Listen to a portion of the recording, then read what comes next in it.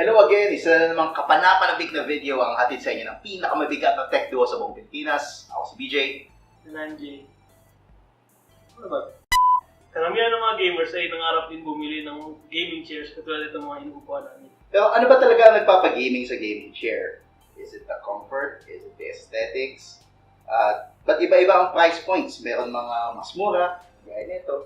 Meron naman mga sobrang mahal, gaya nung nasa kanya. At alamin natin ng mga yan sa pamamagitan ng isang blind gaming chair sit-down test. Nag-imbita kami ng mga friends na willing mag-participate sa test na ito. Sila ang magbibigay sa atin ng kanilang assessment sa mga gaming chairs na nandito. Hello, I'm Karen May De Vera. I'm a freelance writer, editor, content creator, and event host. I'm Kim. I'm a bum currently. It's a professional thing. No, I'm in between jobs because I'm transferring homes. I'm Nib.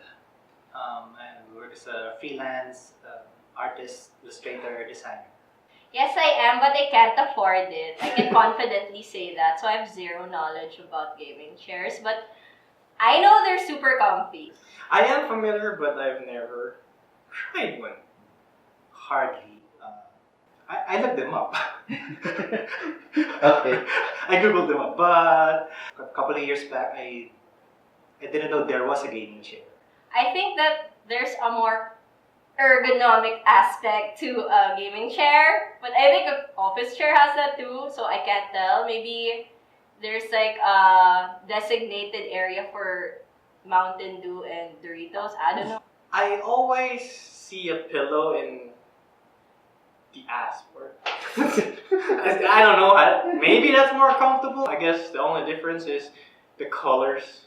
There's no office chair that's gonna be fuchsia pink. From what I've seen so far, gaming chairs often have taller backrests. They seem to have better support for the shoulders, more cushions, of course. For most of the chairs I've seen online were in black, highlights of red, blue, neon green.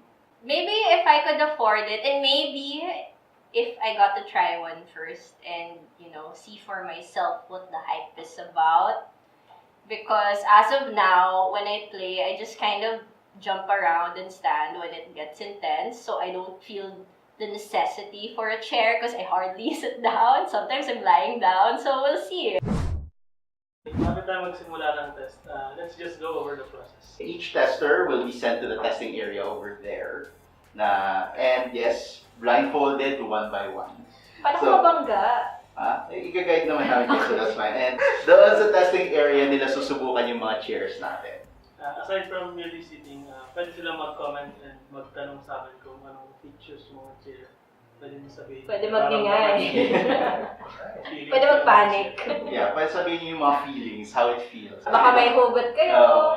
Nararamdaman kayo. And yeah, and after they've all got that opportunity, we're gonna bring them back here. And then we're gonna ask them to rate the chairs based on comfort, steadiness, and what they think, which chair they think is the most expensive. So yeah, with that, we're just gonna have to get into it and start the process. Okay, let's do this! Let's do this! First up, we have the Brazen Shadow PC. Mabibili ito sa mga game retailers for 12,000 pesos. Ito ang pinakamurang model ng Brazen, pero sa gaming chair market, nasa mid-range price point pa rin ito. Oh my gosh, it's like a cloud. Okay, good night. I don't know how to describe this. It's as cozy. It's like synthetic leather, kind of. Yes, it is. Can I recline? What No, but there are chair two is- modes of this chair. It's a rigid and a loose mode. If you try to recline, it won't budge, but if you move this lever, then you pull it outwards like this. Okay. And then you try to recline now, just be careful. It's bouncier. Yeah, it's bouncier. That you can Whoa! actually, it loosens up. Oh, it's scary. Oh, it's like a lazy chair. Yeah, Oh. you get loosens up. The chair kind of moves with you. Of course, this is height adjustable too, so if you're not comfortable with the height, you can adjust. I am a fun-sized 5'1.5". Don't forget the half. So you think that this is okay? I feel like this is okay as a shorty. It's okay.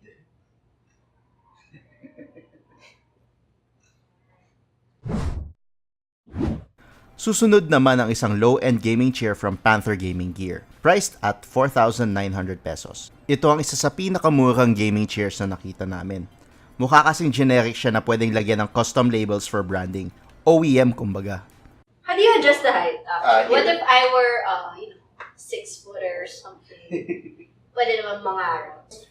Feels. I don't know if it's my frame, but I have a bigger frame, and this bothers me.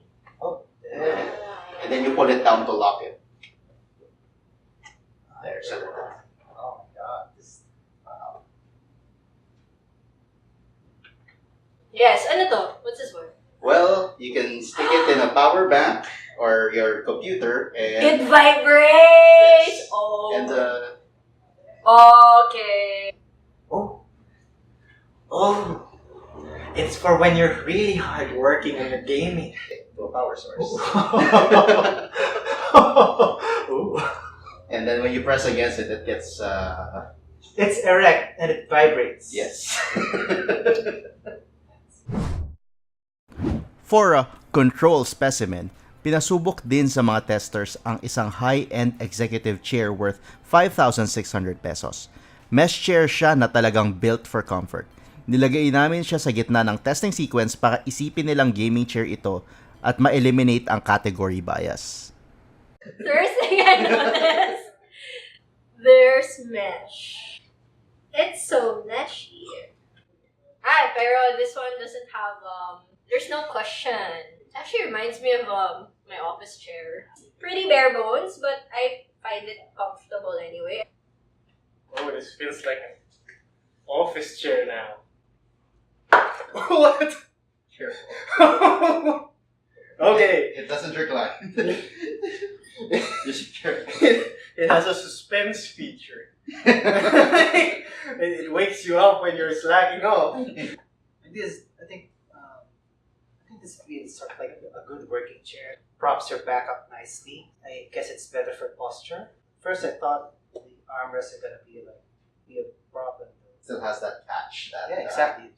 that concavity. I was gonna work long hours on a laptop. I would choose this chair.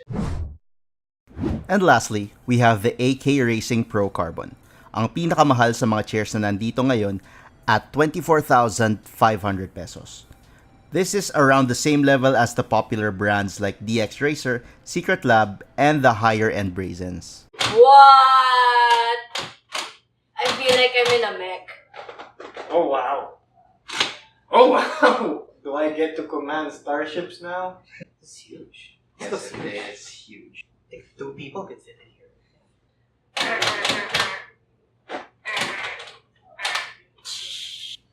This is neat. I mean, I guess if you want your arms to rest this way instead of that way. This feels like a super villain chair. Anyway, That is the lowest that it could go. I still can't reach the floor. Exactly. I don't mind that. It feels comfy. I feel this chair is giving me a hug. It feels as if you're in those amusement park rides. Oh, it goes really. Ooh. Ooh. the armrests, I don't know, they're kind of a little off-putting. I don't know if because it's because of the material or the fact that they wiggle. The second one is still better for sleep.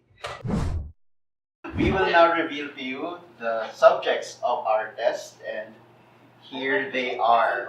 Actually, well, actually, feel free I to said it was interrupt an office chair. It's just there as a control. Because at We least, like office You chairs tricked better. me. You lied to me. You lied to me. I sounded so unpopular. Come on. It's like an Come on office in, chair. come on. Okay. Except, well, What do we this do? was the first one, so With the blue? no, The this red one. this is the Gaming this is chairs are a high. This is the first one. Brazen Shadow PC, which is Okay. one of the lower end Brazens. Okay, Brazen is a very good British brand. I have two of these at home, and this one is The a back massage. yes, the back massage The chair is. buzz chair. This is the actually this is an OEM chair, as in these are ordered straight from China, and it's actually the cheapest of the bunch. Ooh. Seriously? Yeah, this is the cheapest. Oh wow. Oh, Yes, and Yes, according to pricey. Karen's ratings, it's her favorite chair in It's the buzz terms of, actually, it's her overall favorite. It's my buzz Yeah, chair. this is the cheapest among them. You can get this at 4,900. Not bad. This, by the way, this one is How the much is mid-ranger. This retails at 12,000. Wow. 12,000 Yeah, this pesos. guy- I'll But check that. it was this I'm gonna go to 12,000, but it was recently on sale for half the price. So 6,000, but currently right now it's listed at 13,600 something. This one was In second Lazada. choice. Yeah, I think this Yeah. is my second choice. I think according to your ratings that this We one, like this. yeah, the first one We like actually this one. is, yeah, in terms of comfort, it's consistently the second choice. It terms of it's my comfort. second choice. But yeah, it has good material. One. Again, I personally use this chair. I see this around. This one's a pretty Yeah. popular brand. It's a pretty popular brand. Although you see the ones that are the higher ends, those are more expensive, like 20 grand. and stuff like that. Okay. The higher end ones. And of course, The I control, we which have I love. the controls Which I love. I told BJ, I had- this feels like my office chair. It And is an office is chair. the same brand as the office chair. you I saw. Although, Yeah. surprisingly, It's the same one. this is more expensive than this. This thing is around from 5,000 to 6,000 pesos, depending on where you get it. Well, This exact model. How much is this? This is 6,000 pesos. It's 5,000. still pretty 6,000. pricey. It's It's still pricier pretty than my buzz chair. Yeah, it's pricier. And of course, lastly, let me just move these the monster chair. peons aside. the These peasant chairs aside. filthy And casual monster. chairs. Yeah, this this is is the mecha chair. this is an AK Racing Pro X Carbon, and this one is worth 24,000 pesos. 24,500. Well, it did feel expensive. Let me see that again. Yeah. Okay. 24. This 24,000. You this- said this was specially designed this for is specially taller designed gamers. for taller gamers. So Let this me devalue this. Oh my God. I just borrowed this. Do I look like I can afford this? It feels like I can sing the. This is mine. This is mine. This is not mine. So defile all the other two. I don't care. It takes great. Yeah. It makes me feel like a mecha pilot.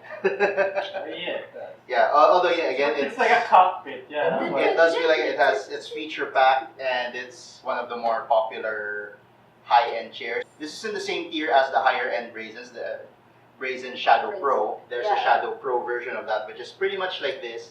And Secret Lab. Secret Lab This is is some like esports level kind yes, of. this is an esports. That's why it's a Pro X. It's for pro gamers. Pro gamers. Although- Secures you when From it this gets test, too I tight. think we learned that without looks, comfort is It's actually Comfort is key. Comfort is Hey. key, guys. If it's 40 degrees, you Yeah. want to sit on that chair. Because Yeah. it's It's very. summer. It's summer. I think that's why I was talking about the mesh because leather gets really sticky, especially Yeah. in this humid environment. Welcome to the Philippines. Ain't Ain't snowing Sorry. here anytime soon. like London Yeah, here, yeah. sorry. That is it. You go ahead if you want to enjoy the chairs a bit more. Well, we know where I'm going. We're going to Buzz chair.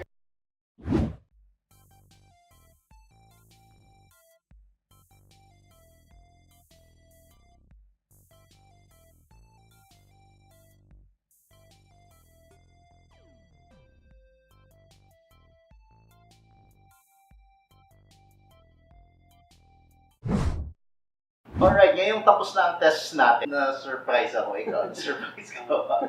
Alam nila kung ano yung pinakamahal. Because they all rated that they thought that the AK Racing Pro X is the one that is most expensive. Mukhang lahat sila consistent across the board na yung nilagay Pero nila. yun din yung Pero rate nila na pinaka hindi comfortable. Tama. Ito yung pinaka hindi comfortable para sa kanila. Kahit na kay Kim, kasi he's 5'11", this chair is rated for people who are 5'9" and above. Kahit na para sa kanya, ito pa din yung pinaka least comfortable. At pinili pa nila yung office chair. Tsaka ito, Ito yung 2 out of 3. pinaka-comfortable. Ito yung pinaka-comfortable, yung low-end na Panther gaming gear. Yeah, so speaking of comfort, as a second choice, ito yung nanalo for comfort, the Brazen, which I think deserves it. Kasi nga, I personally use this chair at home. Dalawa akong ganito sa bahay. And I do attest na comfortable talaga sila. Pero, it's also surprising that mas comfortable din sila dun sa office chair. And actually, speaking of that office chair, nung tinanong namin sila kung ano yung pinaka most likely na bibili nila out of the 4 that we tested, most likely to buy yung office chair. Kasi daw, well, it just suits their needs. It's something that they could sit down on for long hours. Hindi kagaya nito, ano siya, comfortable siya, pero feeling nila hindi sila makakatagal dito eh. Pang aircon kasi. Oo. Pagka leather ka, tapos mainit. Oo, pang aircon talaga eh. Tapos gaming pa naman ako. Yes. Tapos gaming. Yes. Tapos gaming. Office gaming. Oh, malagkit-lagkit. And in terms of steadiness actually, or your stability, yung office chair din. The office chair is also the most stable. So that just kind of confirms na, well, ako, personal assessment ko kasi gaming chairs is that gaming chairs are just for aesthetics. Talagang kung gusto mong magandang itsura mo habang nag-stream ka or gumagawa ka ng video, ang ganda niya. Tsaka, yeah, it has some levels of comfort. Maganda din yung mga bells and whistles na recline. Ito nga, di ba? Ito yung pinaka-gusto ni Karen. May massage. Yung may massage feature. But at the end of the day, it's not that different from an office chair if you take away. Another thing about the office chair is it's actually not that far from the price of mas mahal nga yun ng konti. 5 to 6,000 yun. Depende kung naka-sale sa Blinks. So ito, this is 4,900. And still, they're pretty much the choice. Kasi ito din yung second choice for the most likely to buy. Si Karen ang choose ito. Tapos Kim and Nick chose the office chair. So, yeah. That's pretty much what we can conclude from this exercise, that if you're going to buy a chair, whether it be gaming or not, it really just boils down to preference. Ngayon, kung may pera ka, kaya mong mag-AK Racing or DX Racer or any other brand, yeah, go ahead, it's your money, but if you're on the cheap, there are available options for you. Also, I think, isang lesson din dito. Coming here kasi parang expect ko ito yung pinakamaganda. Kasi hindi pinakamahal.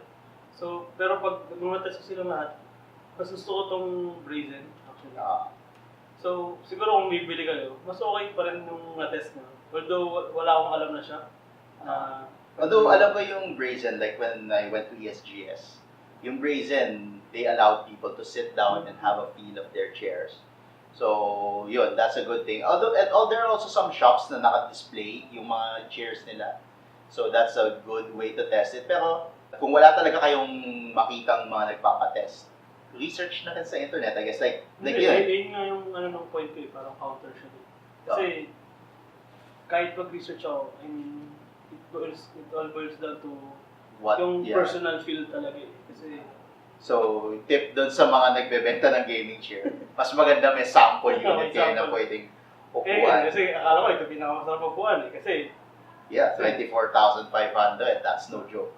At saka, syempre yung chair kasi matagal mo gagamitin yan eh. Araw-araw mo upuan yun. Parang mas gusto ko na i-test ko muna bago ko bilhin. Kaya, ewan ko. Yeah, I guess that's one thing that the chair manufacturers have to think about on how they can make testing viable for the mass market. At dyan po nagtatapos ang isa na namang video mula sa pinakamabigat na tech duo ng Pilipinas. Ako si BJ. And I'm Jay. Bye. Goodbye.